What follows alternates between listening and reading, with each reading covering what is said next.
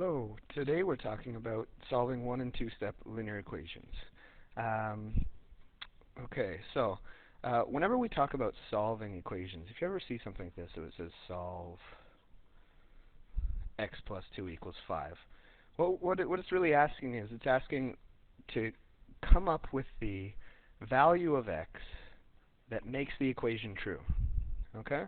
So when we're doing these one-step, two-step ones, it's really easy sometimes to just see it. Okay, for instance, you can just tell right away, x plus 2 equals 5. Well, what does x has to be? X has to be 3. X has to be equal to 3, because if I substitute in 3 plus 2 equals 5, this satisfies the equation. We get 5 equals 5, which is good. So this makes the equation true. For the equation not to be true would be any other value of x. If we substituted x equal 0 in, we would get 0 plus 2 equals 5. And this isn't true, right? So 2 does not equal to 5. So the equation is not true. Okay?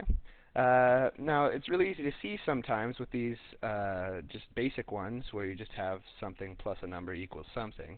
But there's a mathematical way that we can go about actually solving in correct steps and showing our work. So basically what you do is you always say to yourself, okay, we work through BEDMAS to get the answer. So for instance, x plus 2 would be equal to 5. So in solving this, I would say to myself, well, my last step was adding 2 and to whatever x was, and I got the result of 5. So in solving this, you would say, okay, well, I added 2 to get 5, so to go backwards, I would subtract 2 from 5, and I would get x equals to 3.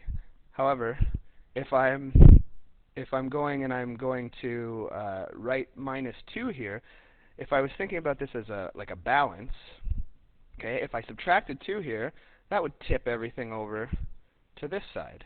So what we have to do to counterbalance it is we subtracted 2 here, so we have to subtract 2 on this side also to keep it balanced. Okay? To keep everything balanced. Alright? And that's what we do. You can always think of an equation as a balance, like on the equals sign. Okay? What you do to one side of the equation, you have to do to the other side. Otherwise, you've unbalanced the equation. Okay? So we always want to keep the equation balanced. Alright? So watch the next couple of videos, and you'll see and get some more practice on these one- and two-step equations.